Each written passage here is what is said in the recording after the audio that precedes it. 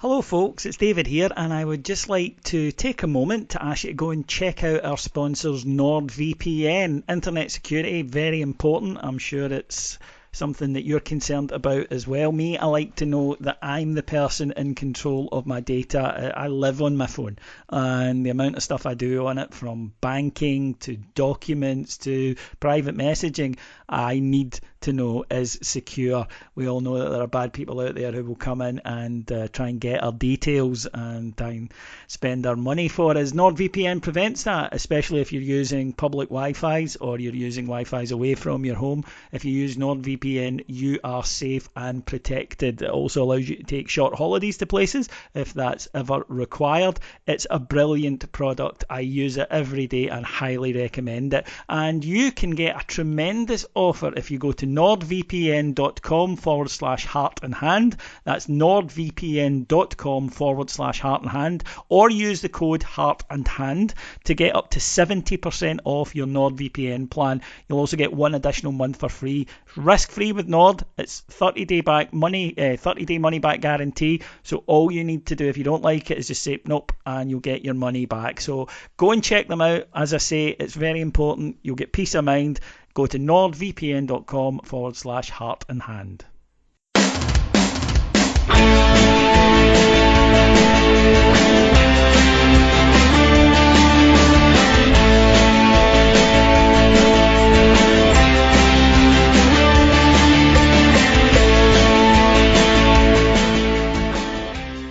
Hello everyone, and welcome to Heart and Hand, the Rangers podcast. My name is David Edgar. I am your host as always. We've had brighter starts to the show, I think it's fair to say, but we've had better weekends. Joining me to discuss the fallout from an Old Firm defeat that more than likely ends our title challenge this season is, from Four Lads Had a Dream, Stevie Clifford. Hello everyone. I think that summed up how the Rangers support is feeling as a whole at the moment. And the Fredo to my Michael, it's Cameron Bell. David, not happy at the weekend, but happy to talk to you as always. Yeah, well, look, I don't think anyone who's tuning in is expecting it to be all flowers and roses. It can't be. And straight up, Stevie, you wanted to discuss the incident at the start of the second half with the bottle being thrown. Yeah, David, last time we podded together with CJ, we were given a wee bit of stick because we didn't bring up the behaviour and things at the start, and somehow it was used against us to justify what had apparently went on, and you know, basically, as always, we can't really do anything right. So I'm going to start off, David, if you don't mind, by just saying whoever threw that bottle yesterday, you've completely embarrassed us all, you've embarrassed the club, and I hope that if and when you're caught, you no longer get back to see Rangers. Heavy, isn't it, Cammy? And Old Firm days, early start. I mean, God, I can't say anything in terms of that. I used to just, for a 12 o'clock drink right through for the Saturday. But if you can't control yourself when you're that hammered, then drinking you don't get on. And I speak from experience there, folks. I'm not being a hypocrite.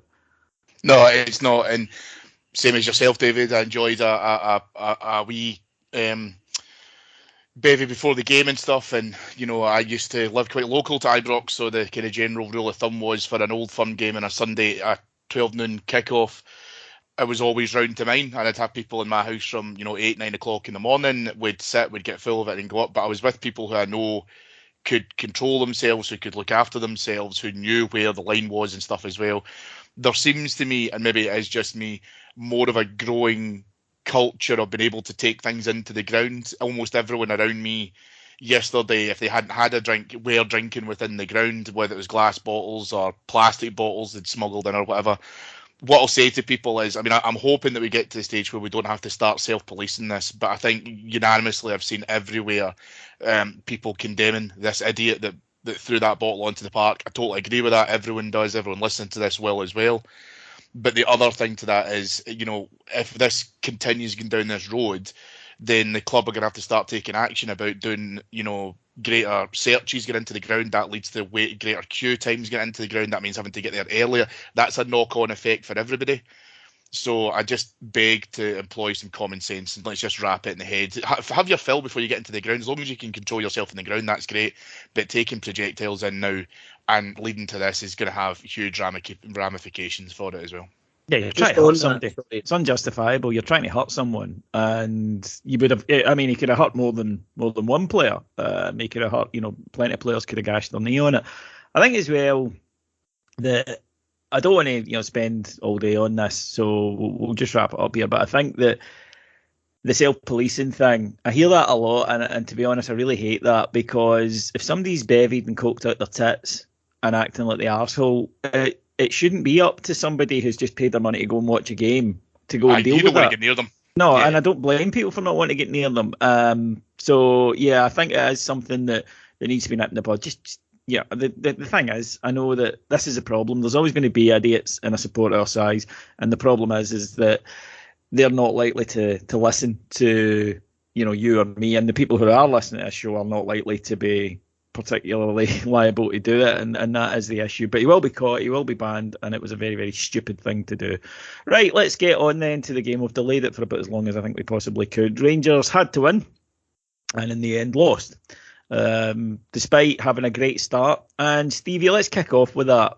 Rangers have lost 13 points this season from winning positions, won 3 points from winning positions, 9 of those points at home. You cannot expect to be winning titles if you cannot take advantage when you give yourself the platform to go and win a football match. Yeah, absolutely. I don't think, on the wider sort of scheme of things, as we, obviously we're looking at yesterday, but the title wasn't lost yesterday. And if that sounds defeated, I apologise. It's just where I am. Realistically, I think it's a really big mountain to climb. So we'll say that at least. But these results, David, that you're talking about, in these positions we've lost, you look back into those 3 draws, likes of Motherwell when they first came, Hearts, last minute, Aberdeen at home. These are the games, Ross County away after Christmas. Results like yesterday can happen. I wouldn't say it's a freak result in terms of, but in an old firm, these results can happen. It's the other places that we've lost and not picked up points. And unfortunately, the situation, where we are, and it doesn't make good reading. 50% win rate for Gio, and a 12-point swing, including these things, David. It's not good enough. No, it's not. And look, we'll get into the actual game itself in a minute, but this is the issue with this group of players, Cammy. I was indebted to a friend who sent me the stats, and one of them pointed out that the points per game this season under Van Bronckhorst and under Gerrard is pretty similar. So it's not specifically Van Bronckhorst that is a problem. Now, he's dropped this lead, and that's because Celtic have got their act together. But the players have just kept producing what they've been producing all year, which is not good enough. No, they've phoned in. I think a lot of them felt that 55 completed football, therefore there was nothing else to do with it. And then we went into this season and we've lacked sharpness, we've lacked hunger. Some of the players yesterday, I felt that it was, you mentioned it on your post-match yesterday on the network, David, that it was very much a microcosm of our season, and it really was. Stevie's absolutely right, because this is where yesterday was the shining example of where we've just seen players look to be able to provide maybe a 6 or a 7 out of 10 in terms of effort, and we've done that across the course of this season, pre and post Van Bronckhorst's arrival.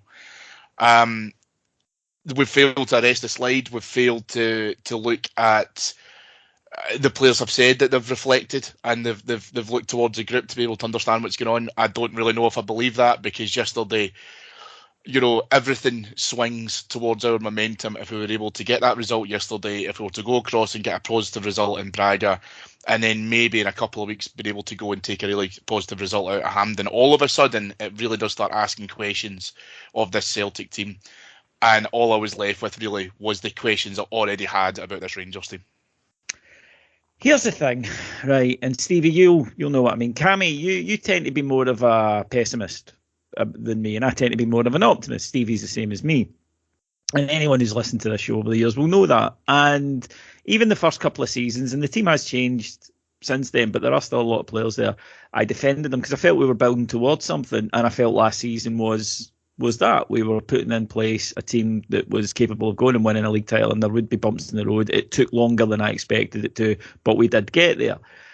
Yesterday, believe it or not, was the first time where I thought, no, I have no faith in this lot, and that I can no longer say that I do believe that when the chips are down, they'll show up, because I don't think they do. And I think you go back to earlier in the season, you go to Ross County for that 2-each draw, you go to Motherwell a few weeks ago.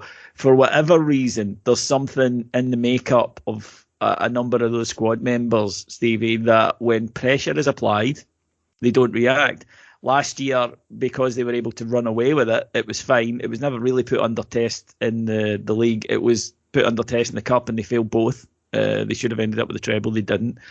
And the problem is I look round that squad of players and I see guys who I think are checked out. Aribo, Goldson spring to mind there. I think are already looking ahead to their next move. I think guys who feel that they've run their race abound in other positions.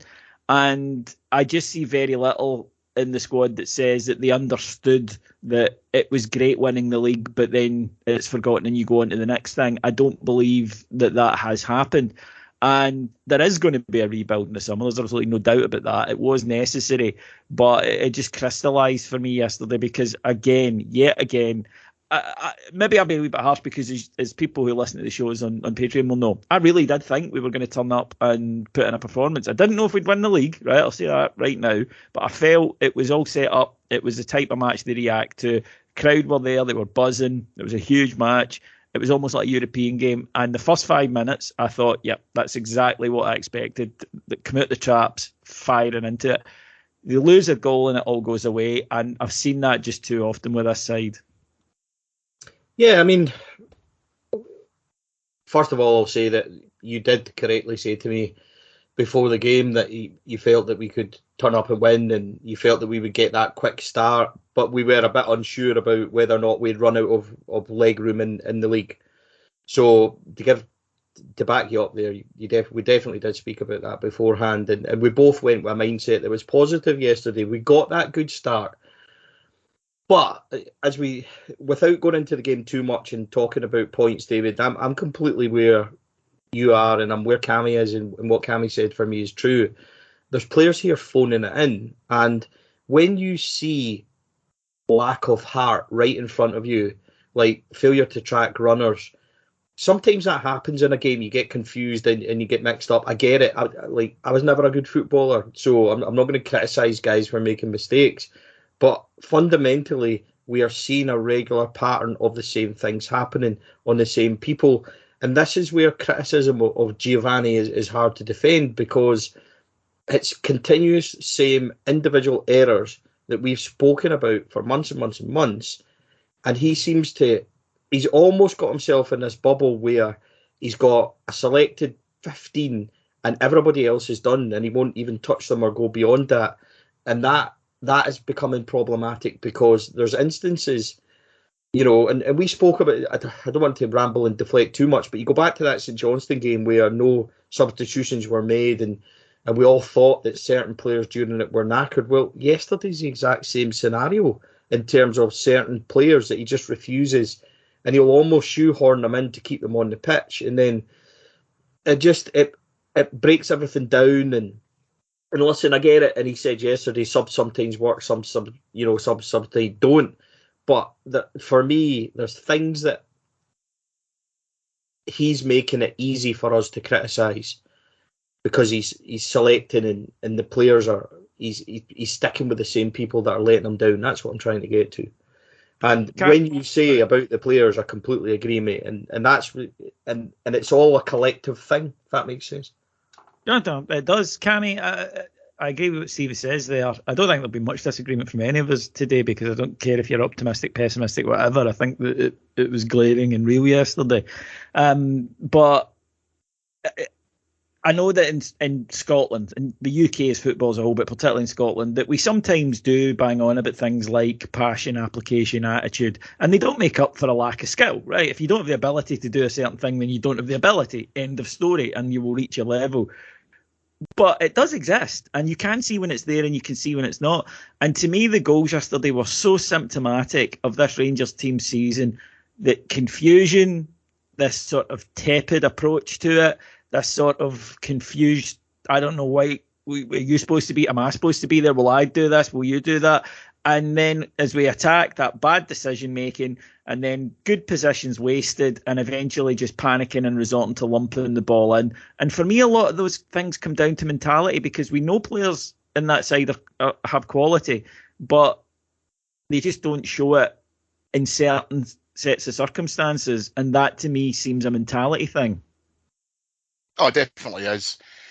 And I think we've watched very, very poor Rangers teams get battered off of Celtic, and by and large, you can be the world's biggest optimist, the world's biggest pessimist, but you'll still fall to a space of, when you look at their levels and what they've got, they are better than us. Therefore, if we get a draw, if we were able to get something out of this, then it's a huge, huge, boost to us, or it'd be a huge result. Yesterday, that wasn't the case. I fundamentally disagree with all of this kind of let's do a who would get into our team stuff. I never really subscribed to a lot of that stuff, David. The problem that I saw yesterday was there was just a real lack of energy. There was a real lack of spark. You're right about the whole, there is a degree of confusion. Our defence at the moment is a complete shambles, and no one knows what they're supposed to be doing. And, to Stevie's point, it does make it easy for us to criticise that, because in actual fact, it's blatantly obvious. And I don't care if you are playing against teams at the top of the league or the bottom of the league, as we have done in the last few weeks, and you concede stupid goals. That's exactly what's happening. But even going forward, that was the frustrating thing for me yesterday. Even going forward, we just looked like we could play a straightforward pass. We kind of refused to do that. Everybody had to have a touch of the ball. We couldn't score unless, it was a slide rule pass into somebody making a phenomenal run. Maybe there's just parts of this where we need to be able to try and look at the basics, but some of the basics we struggled with at times as well. What I do want to see is players looking like they care. And I don't know if I'm necessarily subscribed to guys having checked out already, because listen, there's still some top tier prizes on the table here for them to be able to try and achieve. But my concern, as I said to some of you boys yesterday, was what I'm really worried about is looking at that team yesterday, looking at energy levels, looking at the sharpness, looking at the urgency, and then what I'll see in Portugal on Thursday. Because if that's totally different, then we've really got a mentality problem in this, because they're turning it on and off when they choose to do so. And that's unacceptable. I believe that's happening. I believe that's happening. I don't think you can argue with it. I don't know how a team can go and scud Borussia Dortmund and then lose a 2-goal home at Leeds to Motherwell. I don't understand that. And we see it all the time. I think the issue is as well, David, sorry Cammy, just to kind of butt in slightly, I've got an issue with, and this brings up bad kind of memories of what players have said in the past, where you get what James Tavernier said, and then you get Ryan Kent saying they like playing in Europe because it's less pressure and it's more relaxed, etc., etc. That all points to one thing. And when they're winning, that's brilliant, because nobody will bother and nobody brings it up. But when we go through situations like this, and this season's almost a mirror image of the one that was curtailed by COVID, if you look at it in terms of exactly our result pattern and everything else, it's more or less similar. When that happens, and when you think about and you start to question the mentality, and then the players have said these kind of things, and then they're showing it right in front of you. I mean, Christ, we looked invincible in Dortmund. We looked like a fantastic football team. Then the second half at home to Dortmund, we should have beat them. We looked absolutely fantastic. Then we go to St Johnstone, or they go like yesterday, and they look like they've never seen each other. And that, it's not right for me. That is a purely mentality thing. And for me, David, when you say that you think you're that's me. That's where I am with them. I think they're picking and choosing, and I think there's players in that team that are picking and choosing. Yeah, the real issue with this as well, and please, no laughing at the back when I say this, but having watched the highlights last night, watched the game again today, that is probably one of the least offensive Celtic teams I've ever seen come and play at Ibrox. Because if you watch the game again and try thinking back on it now, by and large, they don't really have any real emphasis to come out of their half once they go 2-1 up. There's a great save from McGregor the 10 minutes before time, but beyond that, there isn't really too many other chances that you can really pick and choose from. By and large, they look like a non-Old Firm team coming to Ibrox looking to be able just to sit in and contain what they had. They had no real desire to be able to go forward, and we still couldn't be able to try and beat down that press. So, yeah, it's a real problem. I get the whole, well, we can play like this against Red Star and Borussia Dortmund and all the rest of it. And yes, we know that those teams will give us more freedom than we're usually allowed domestically in terms of, there will be more space, there's more chance to be able to try and play good football. I get all of that. But what we're talking about here is application. And that's where I think both of you are totally right. That's where I feel like as if we pick and choose exactly when we want to go in to express ourselves. And yesterday we made the decision not to do so. Yeah, it's not a case of sitting saying, they're not trying to win. I think they are. I think they go out and the problem is they don't hate to lose as much as they should, and they don't hate to draw as much as they should. And I think if you look at the amount of times this season that they have come back and snatched a draw but not a win, that kind of indicates that they get to a place to go, well, that's all right. And I think that has been a legacy of winning the title last season and winning the title so easily. A friend of mine said this to me. He said, the problem is that you can't tell a guy after a feast that he's hungry if he doesn't feel hungry. And that's been the case, I think, with the squad this season. Gerrard couldn't, Van Bronckhorst hasn't been able to. And yet in Europe, where the hunger is clearly still there, you see a totally different animal. And that's, I think, a cause of some mystery and some frustration to the support. So we looked for ways to explain it, and we might be miles off. I think, we'd hold our hands up and say that. This is just our theories, but this is how it looks to us, the paying customers, that they do seem to pick and choose what games they're bang up for. And I think it's realistic that there's a lot of gallows humour after a defeat. And our podder Martin said to me last night, and I laughed darkly, but the fact is I think we all suspect this could be true. He said, they could beat Celtic in the semi at Hampden, but we all know they'd lose the final to Hibs. And I sort of, as I say, I kind of, evil laugh, but it's kind of true. And that's the problem with them. They don't inspire trust. They don't inspire any confidence because, they'll probably drag us all back in with Braga on Thursday. I get that. And then it'll go tits up again fairly soon because I just don't think that the mentality and the application is there. Now, I want to talk specifically then about the way the team has functioned. Probably more of a general point for this season, but Cammy, you nailed it there when you said the defence has been a bomb scare all season, which it has. And I think contrasting with last year, there's been a lot of chopping and changing in it due to injuries and whatever, so I get that. But something that you've taken a lot of abuse for, Stevie, was Alan McGregor. Now, I've kind of banged on about this as well all season. McGregor's had a terrible season. He has. I'm sorry, he has. He is a Rangers legend. He is arguably our greatest goalkeeper of all time, and his achievements will be held up forever. But you cannot, I think, you cannot argue with any great conviction that he has played well this season. Yet again, yesterday, the first shot he should hold. He's got to hold it, and he doesn't. The second one, when the ball was in the air, I said to Adam, who was sitting next to me in the gantry, well, he's got to come for that. I knew he wouldn't, but a goalkeeper should have come and dealt with that, and most goalkeepers would have. The fact that he knows, or rather, we know he's not going to come, and the opposition know he's not going to come, means that we find ourselves defending that type of ball in our 6-yard box, whereas other teams are defending it on the edge of the 18-yard box, which means that when, one, I think that does inspire panic because the ball's so close to your goal. That happened. And some of the defending around it, don't get me wrong, I mean, as I say, confusion, nobody knows what they're supposed to be doing. Aribo is nearer the halfway line than the ball, and he's man at that point. But because of that, something that would be routine on the edge of the box or much easier to deal with falls to Carter Vickers 8 yards out and he puts it away. It's a handicap on the team now. And I'm sorry, I love Alan McGregor as much as anybody. He's a wonderful player and a wonderful servant, but he shouldn't be Rangers goalkeeper in 2022. No, he shouldn't. And what I'm about to say, and it will be harsh, certainly shouldn't be taken as an overall criticism of what Alan McGregor's given us. But we need to move away, much like, going on about 55 and what these players done during that. We need to move away from that slightly. It's because we need to focus on what we're getting now. There's very little upside to a goalkeeper that doesn't come off his line or command his area, or even to be once it becomes known, David, that he's not coming, it's carnage, and we've seen it. And you journey back all the way back to the end of January and that game up at Ross County when they get a corner in the last minute. What do? They put it right in on top of him, and they know that he's not coming. It bounces. The same. Yeah, it bounces about.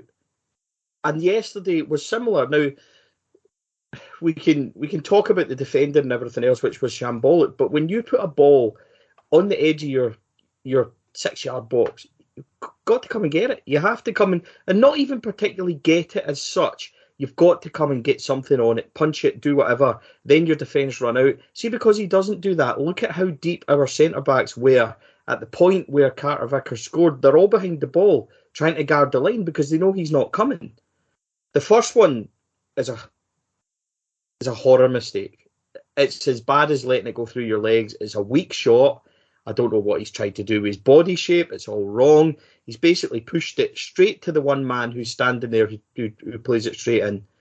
So Alan McGregor has directly cost Rangers, by my count earlier on, 7 or 8 goals, directly his fault.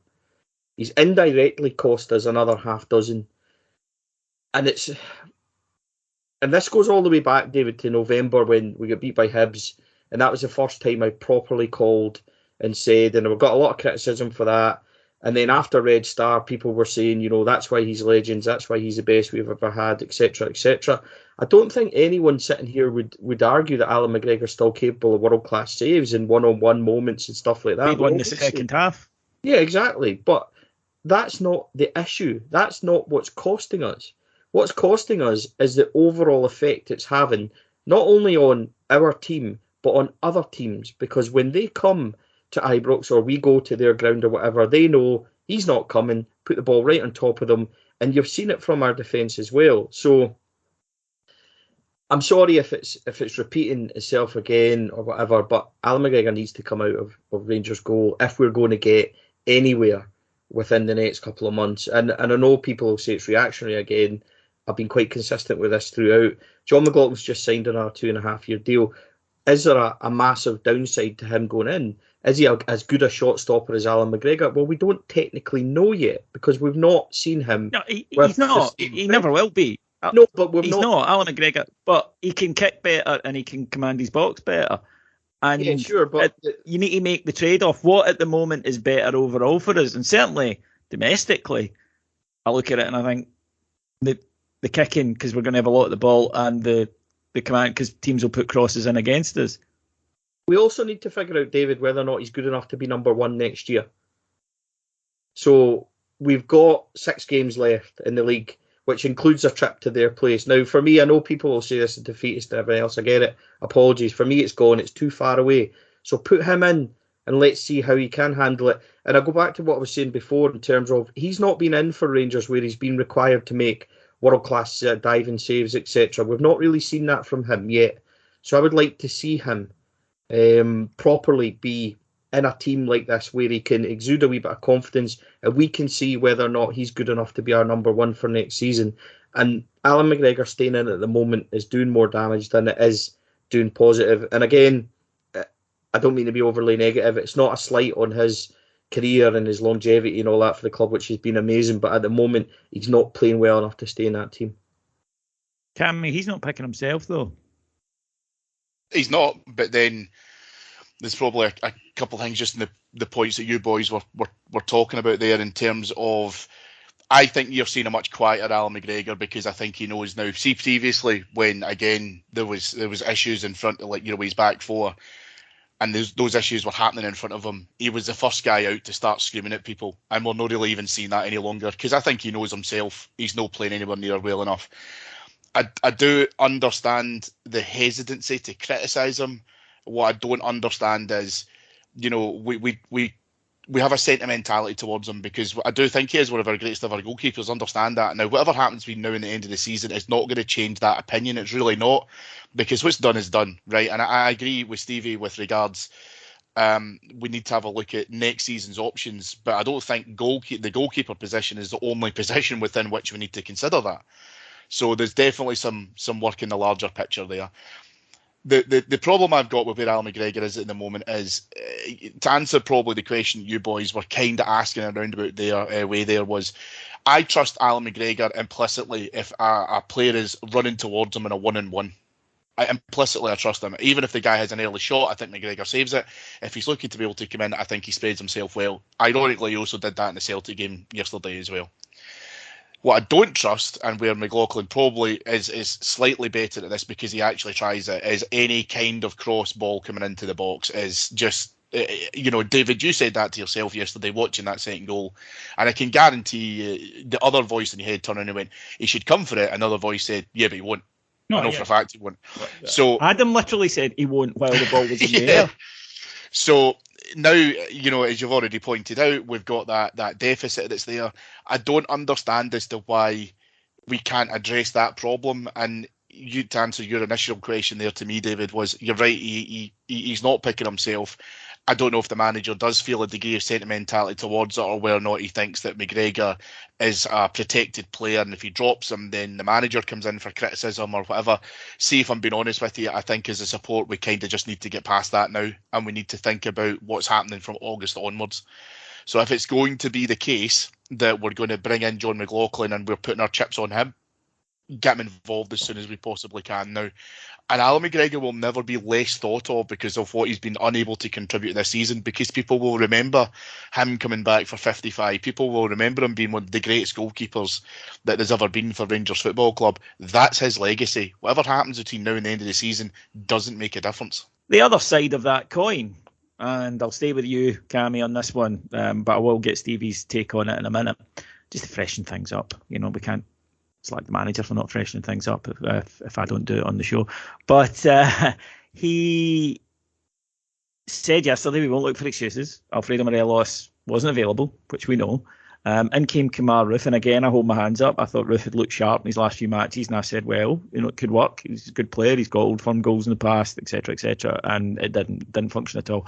And in fact, particularly in the second half, the team almost forgot that it was Kemar Roofe and not Alfie, and started playing as if Alfie was there. We over-rely on Alfie. There's no doubt about that. He does a whole range of stuff, even when he's not scoring goals. He is such a massive part of that side, such a contributor, that when he's not there, you really notice it. However, in general, and this is an accusation against the team all season, you couldn't issue it last year, you can this. We don't score enough goals. It really is that simple. You've got Alfie, you've got Tav, and that pretty much is it. Sakala, I think, is the next top scorer, and mainly from the bench. The team in general doesn't put the ball in the net often enough, whether it be from missed chances. The thing that drives me nuts is not so much the missed chances, although it does frustrate me. It's the amount of times Rangers get into a really good position and then through piss poor decision making, the wrong pass, the wrong choice of pass, screw it up. That to me is the story of this season in 90 minutes yesterday. It is, and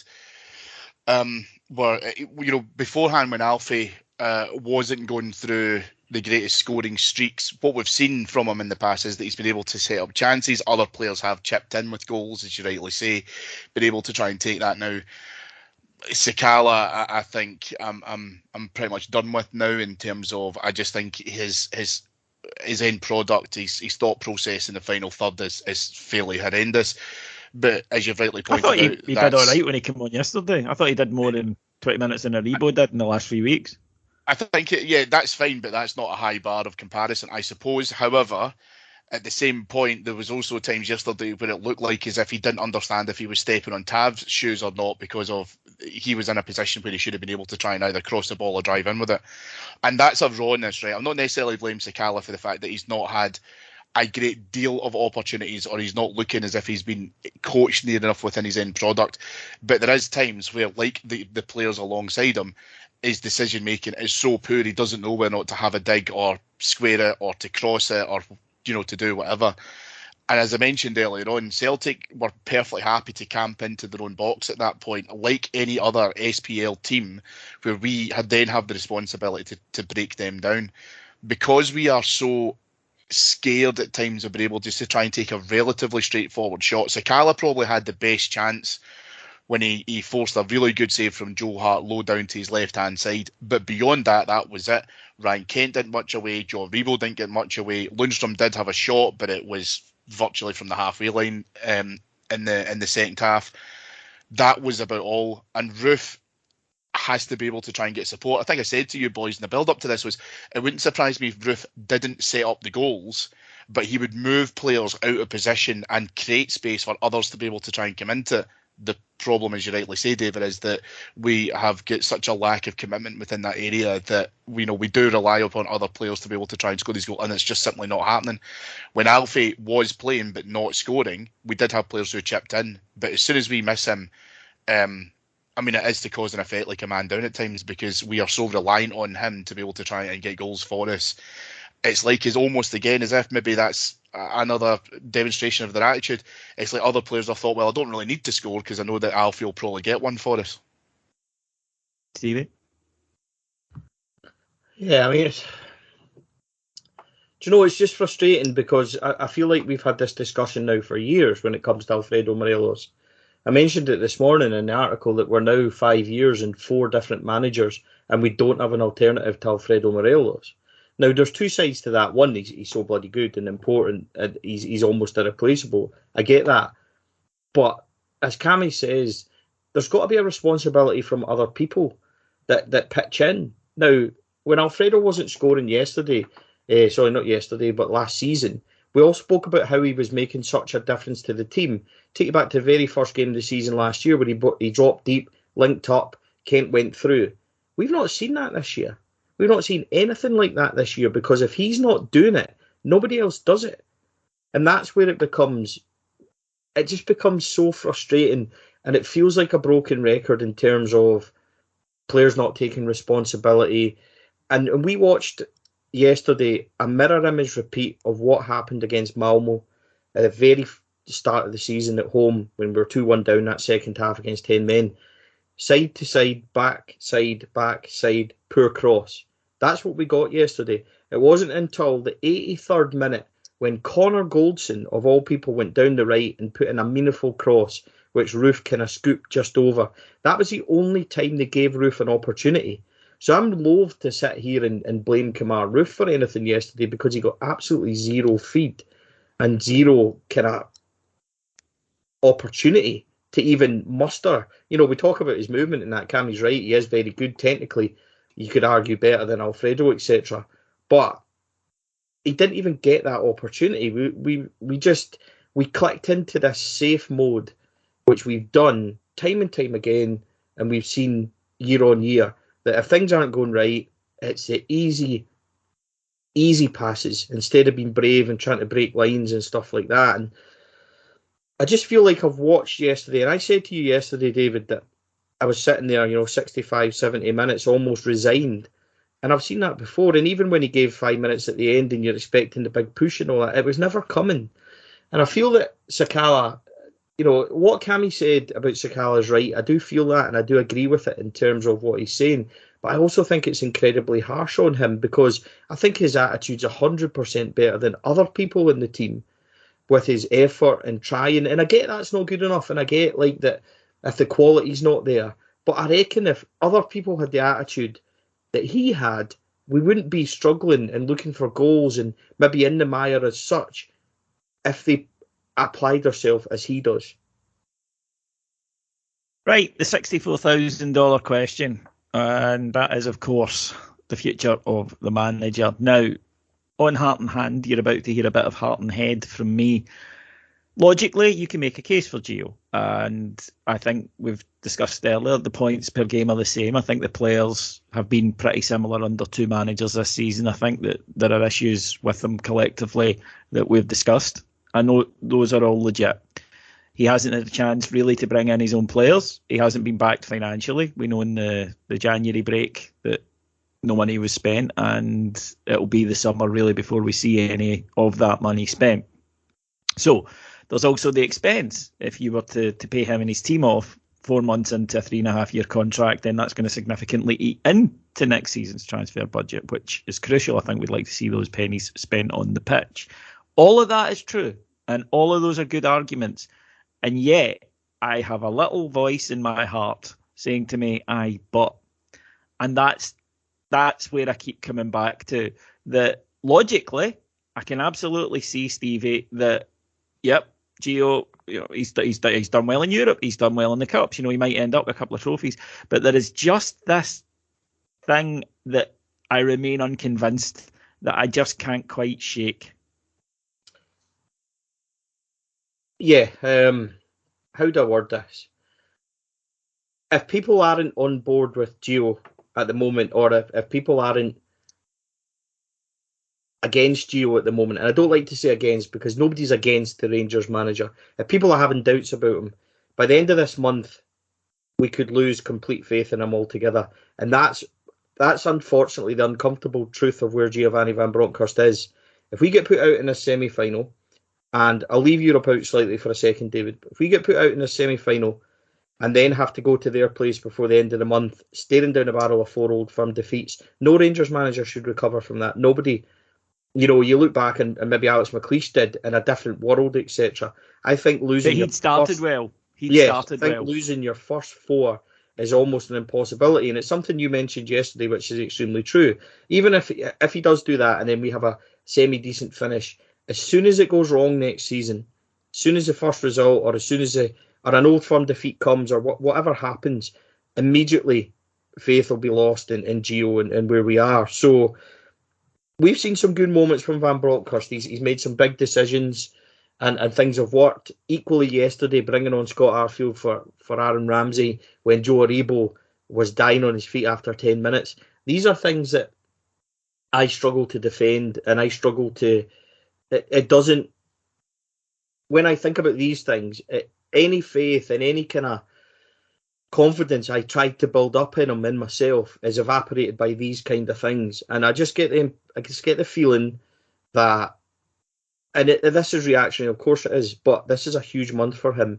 And if we don't come through it, even 50-60% of the way there, then I think he's done.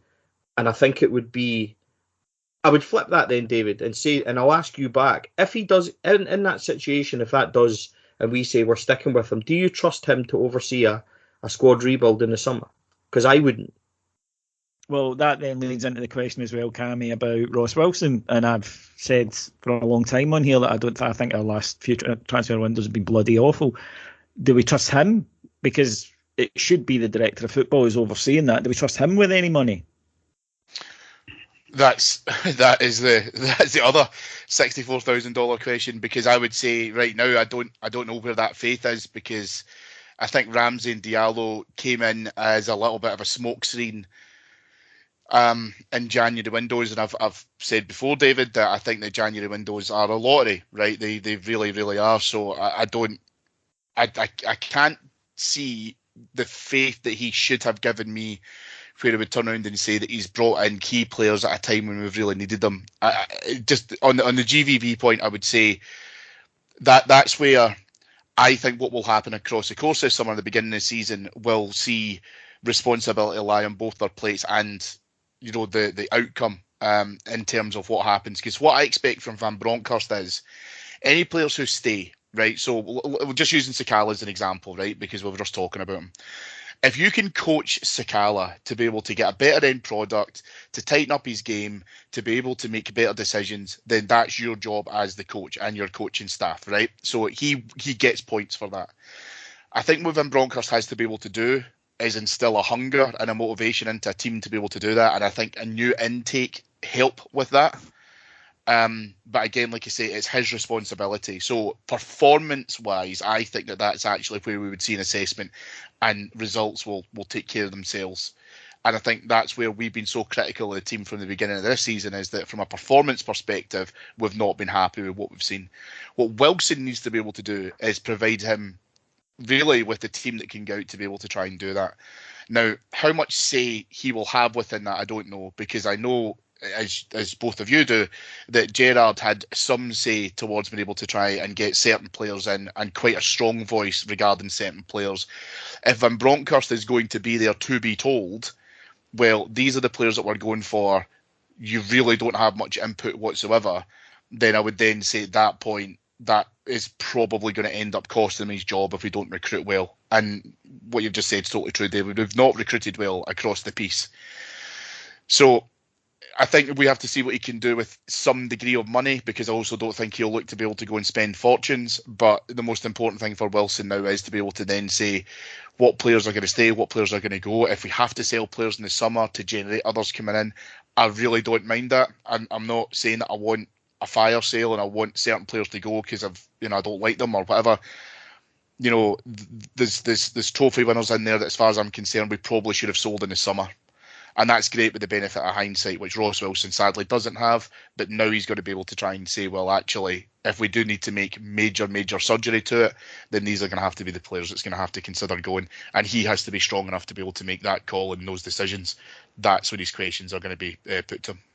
Yeah, I mean, look, I think if we'd sold some of the players last summer, then we'd have been raging as fans. But unfortunately, that is what happens if you are in these positions at Rangers. You get them right or you get them wrong. And if you get them right, you get all the praise. And if you get them wrong, you get all the criticism. And they got them wrong, and they're getting the criticism. That is what's happening at the moment.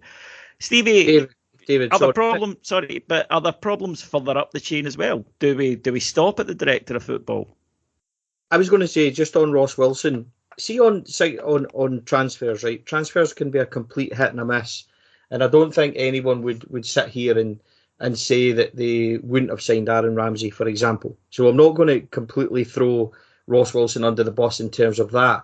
There is a bigger issue for me with Ross Wilson, and that is the contractual situation of our players, namely Morelos, Kent, Aribo, the fact that Goldson's about to walk out the door.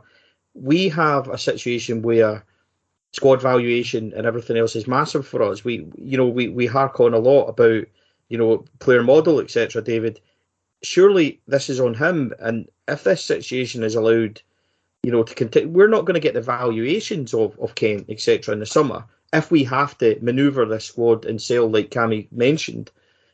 That's a bigger thing for me, possibly, than even bringing in Jack Simpson, who was destined to fail from word go, etc. So bad signings happen. That other side of it, David, is where I've got big issues for him. Yeah, I think that's fair enough. And yeah, sorry to cut you off, may I add? No, I mean it definitely. They're all legitimate points, and I don't think the board have had a good season. I don't think Robertson's had a good season. I think there's been bad decisions, because I think once you make a few bad decisions, they begin to compound, and then you're making bad decisions from a point of a bad foundation, and that's why I think we badly need a reset in the summer. And we need to look at it honestly, not with a bunker mentality, not to say, you didn't know, or any of that stuff. To just say, right, what did I do wrong as whoever, as whatever the job title is? What could I have done better? All the way up to chairman. What did I get wrong? What should I have done better? And I think the obvious thing is, there was a lack of investment last summer, but equally, and we've spoken about this again before, we're asking people to put in their own money in. You can't spend money you don't have. Gerrard, for example, he wanted money spent. We all know that, but equally he wouldn't let anybody be sold. And it's, you can't have it both ways. I think a lot of people have made mistakes at Rangers this season, and that's why we've ended up where we have ended up. Right, folks, that will do is, of course, there will be more to talk about. We do still, though, Cammy, have a fairly big game coming up, and then another big game at hand in a couple of weeks. And this is something I hear a lot after an Old Firm loss, or a big loss. People say, where do we go from here? Well, the reality is Braga, and then we go to Paisley, and then we go to Ibrox for Braga second leg, and then we go to Hampden. It keeps going, and we keep going, because that's what happens. And it might go well, and it might go terribly. It might be somewhere in between. You wouldn't put it past this team, though, given the record, to sort of hook us all back in with Braga, only to then disappoint us again a week later. Possibly. I did say, we could beat Celtic 4-0 yesterday and then, losing Paisley. That would be just like us as well. But what can you do, Listen, the question now, right, is Europe is very much like our wee shining star that we have now at the moment. And if the players can continue to be able to perform in that level, then fantastic. No one's going to argue with that, of course, or not. Do you know what I mean? If we could get into the semi-final of Europa League, it is and I'm not going to say a small crumb of comfort, that is a huge slice of comfort, being able to try and get that, because, European money, etc. as well, I understand all that. But when we're also talking about the level of recruitment that we've just mentioned, that's a huge part of that. I mean, there is no doubt about it. Of course, it would be nicer if it was a Champions League, but, there you are. We have to be able to reset. I know we've said that for Christ 3 or 4 years, David. I mean, we said it the same thing in 2019 after the League Cup final, and then we went to their place and turned them over. These things have to happen. We just have to be able to try and get past it. And ultimately, we've spoken a lot about mentality. We need to be able to see from these players an improvement in attitude, a readjustment in terms of what we can do. The rest of it, yeah, I get the fact that we've used a core group of players, maybe 14 to 15 strong. There's zero doubt to my mind they will be tired. I do get all of that. But this is your final push. This is where it's at. And if we can get through against Brighton, we do well across in Portugal. I'd like to be able to let the home leg more or less just take care of itself. That's fine. All of a sudden, you're in the semi-finals. But once we get through against them at Ibrox, if that's going to be the case, it's a gargantuan effort at Hampden. So it has to happen. Love Street will take care of itself. I've got zero doubt about that. But now the manager's going to have to make sure that he can actually get a message across to these players that it's okay. If the league has gone, I'm not saying that we're surrendering it, but we have other things that we can look to be able to try and achieve. And a lot of Rangers fans would be very happy, with a great run in the Europa League and also the Scottish Cup. So it's back to them now. Yeah, I do hope it. The problem is it's a very difficult task, and isn't it sad and strange that Paisley has suddenly become one of the lesser important games? But that's the situation we find ourselves in. We will get back up. We've been through worse. We get knocked down and we come again, and we will do that again. But you have to learn the lessons. You have to find out why you ended up knocked down. And then when you pick yourself up, make sure to avoid them in the future. Right, folks, that will do us on Heart and Hand this week. My thanks to my executive producers in London, Mike Lee and Paul Myers. My thanks to our sponsors. And, of course, my thanks to Stephen Clifford. No, thank you, David. Thanks, everyone, for listening. I hope it wasn't as downbeat as we came across. And good luck to the team on Thursday night. As Cammy says, look, there's still massive, massive rewards there if we can just flip this and go on from here. Absolutely, and you can get Stevie's stuff if you just go to 4 Lads Had a Dream. Just go into your Google, type in 4 Lads Had a Dream, and up it will come. Cammy, thank you so much for joining us. No, thank you both. A little bit cathartic, but very much needed. Safe travels to everyone spending their hard-earned cash following the team across to Portugal and stuff as well. I hope you all have a brilliant and safe trip, and please come back with a strong victory. That would be lovely too. I totally echo that. Right. Thanks for listening, folks. Talk to you again next week. Take care. Bye-bye.